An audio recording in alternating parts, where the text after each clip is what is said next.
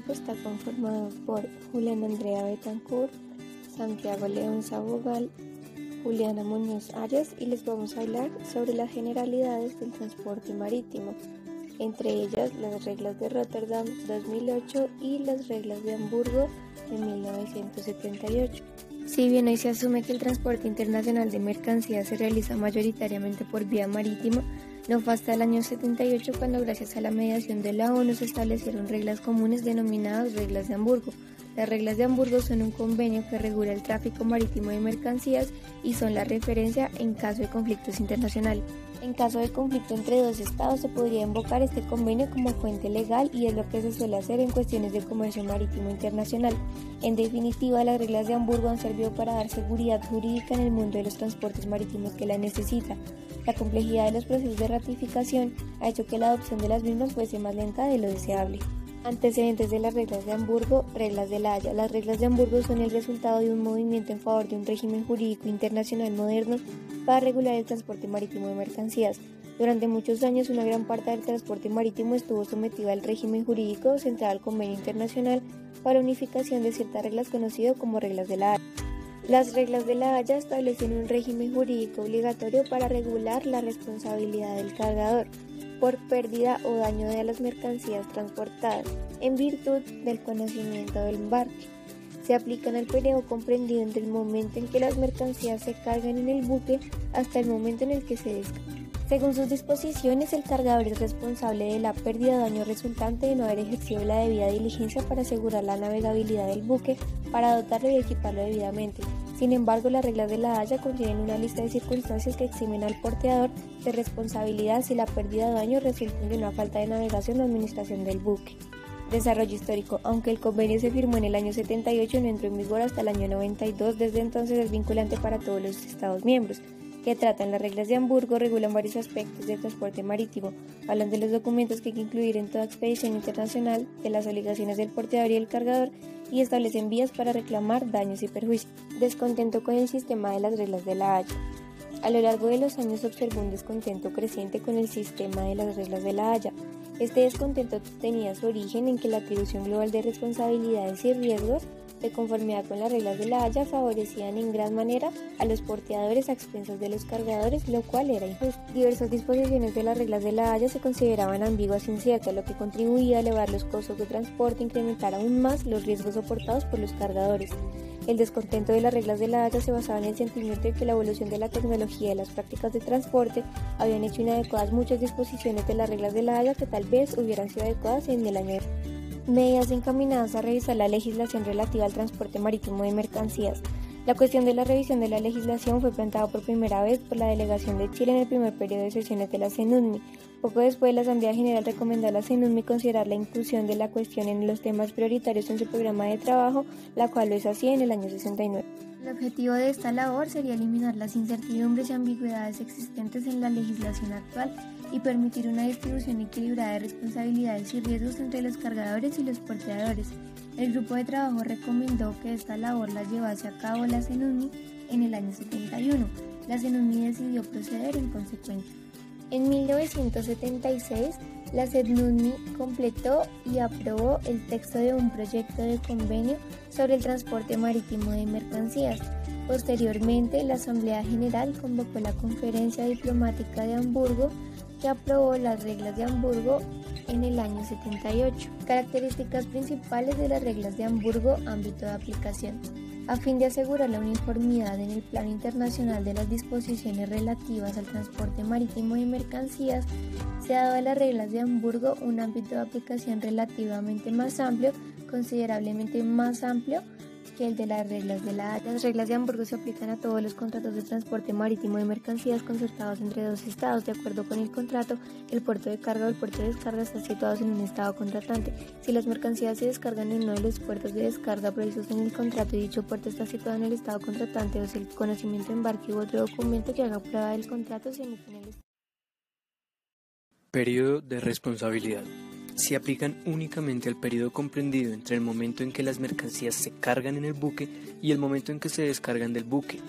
No se aplican a la pérdida o daño que se produce mientras las mercancías se hallan bajo la custodia del porteador con anterioridad a la carga o con posterioridad a la... En la práctica moderna del transporte marítimo, los porteadores con frecuencia aceptan y mantienen las mercancías bajo su custodia en el puerto antes y después del transporte efectivo por mar. Se ha calculado que la mayoría de las pérdidas y daños de las mercancías se producen mientras éstas se hallan en el puerto.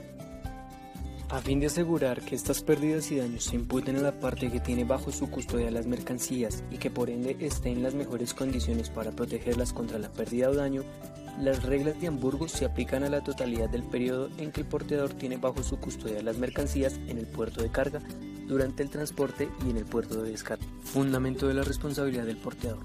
Fundamentándose en el principio de culpa o negligencia presumida y determinando la responsabilidad del porteador si el hecho que causa la pérdida, daño o demora tuvo lugar mientras las mercancías estaban bajo su custodia, y solo se exonerará de responsabilidad si demuestra que éste o sus agentes adelantaron las acciones correspondientes para evitar las consecuencias del daño. Carga sobre cubierta. La evolución de las técnicas de transporte y embalaje, y en particular la contenerización, han hecho que sea posible el transporte de la carga sobre cubierta en condiciones de relativa seguridad. En los modernos buques portacontenedores es corriente que los contenedores se almacenen sobre cubierta. En primer lugar, permiten expresamente que el porteador transporte mercancías sobre cubierta, no solo si el cargador conviene en ello, sino también cuando este transporte se hace de conformidad con los usos del comercio de que se trate o si lo exigen las disposiciones legales. En segundo lugar, se hace responsable el porteador sobre la base de una presunción de culpa o negligencia de la pérdida, daño o retraso respecto de las mercancías a transportar. Responsabilidad por el retraso. Los cargadores se han acostumbrado a que los porteadores cumplan su compromiso de entregar las mercancías en un plazo especificado y así lo esperan. Así, las reglas de Hamburgo regulan la responsabilidad del porteador por los retrasos en la entrega de la misma forma que la responsabilidad por pérdida o daño de las mercancías, es decir, de conformidad con el principio de la presunción de culpa o de la negligencia. Limitación de responsabilidad financiera. Se limita la responsabilidad del porteador por pérdida o daño de mercancías a una suma equivalente a 835 unidades de cuenta por bulto u otra unidad de carga transportada, 62.5 unidades de cuenta por kilogramo de peso bruto de mercancías perdidas o dañadas. Si esta cantidad es mayor, el porteador y el cargador pueden fijar unos límites superiores a los indicados. Mantiene el sistema dual por bulto kilogramo del protocolo de Visby. La finalidad de ello es tener en cuenta el hecho de que la relación valor-peso de las mercancías transportadas por mar difiere considerablemente. La carga marítima varía de ciertas cargas, como los productos a granel, que tienen un valor relativamente bajo en relación con su peso, hasta otras cargas como la maquinaria pesada, cuya proporción valor-peso es mucho más elevada. El límite relativamente bajo de 2.5 unidades de cuenta por kilogramo se aplicaría a los productos no empaquetados transportados a granel, en tanto que el límite superior por bulto se aplicaría a las partidas transportadas en bultos u otras unidades de carga. El peso límite es de 334 kilogramos. Si un bulto o unidad de carga tiene un peso inferior, se aplicaría el límite por bulto. Por encima de dicho peso, se aplicaría el límite por kilogramo. Por otra parte, resulta importante el mencionar que las reglas de Hamburgo incluyen un procedimiento acelerado para revisar los límites de la responsabilidad en el caso de una variación importante del valor de dichos límites como resultado. Un ejemplo de ello sería la inflación. Derechos de los empleados y agentes del porteador.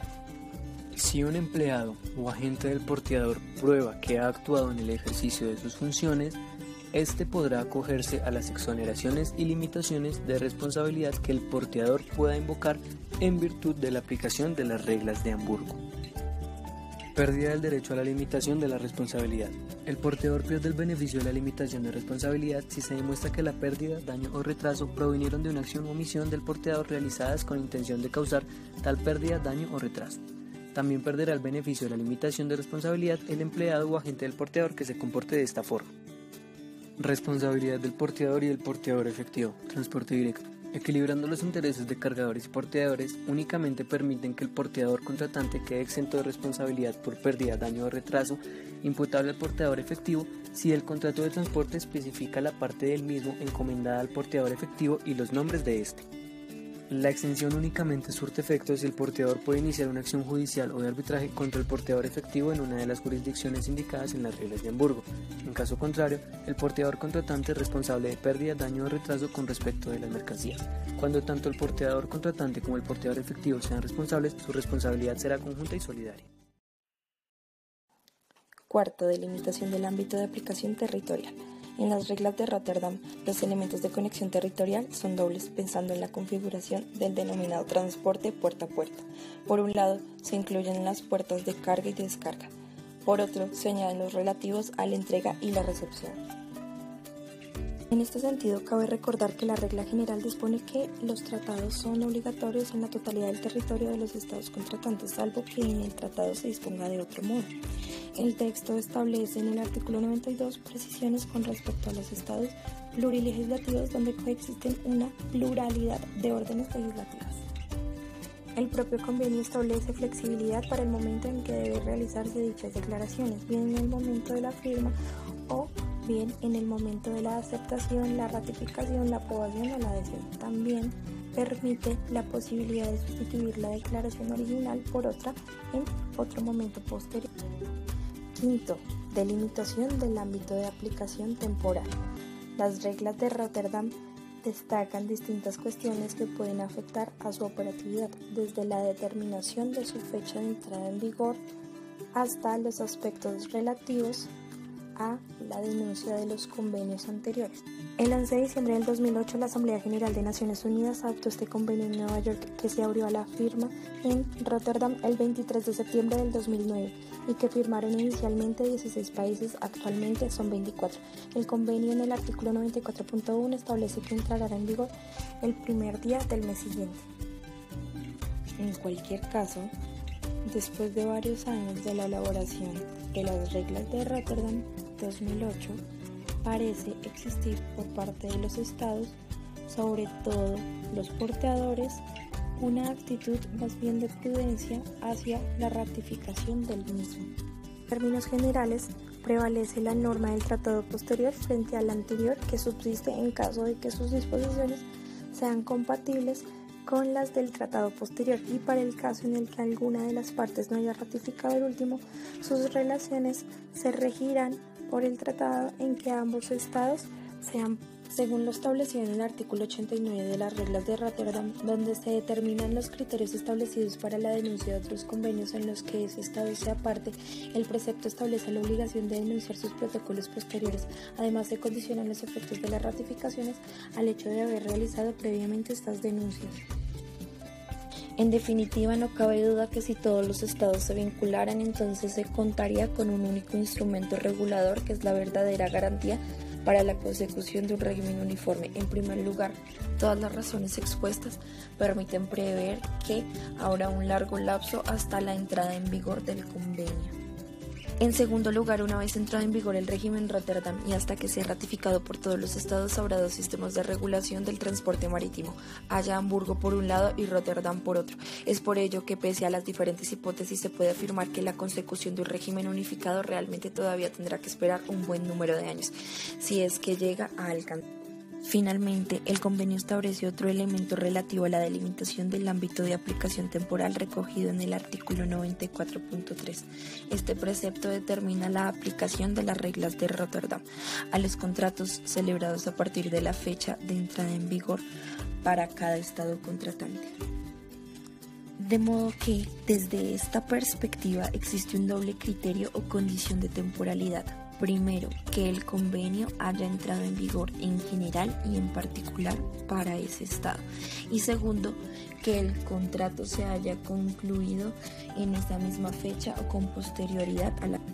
Y con ello concluimos la presentación de Transporte Marítimo, Reglas de Hamburgo 1978 y Reglas de Rotterdam 2008. Muchas gracias.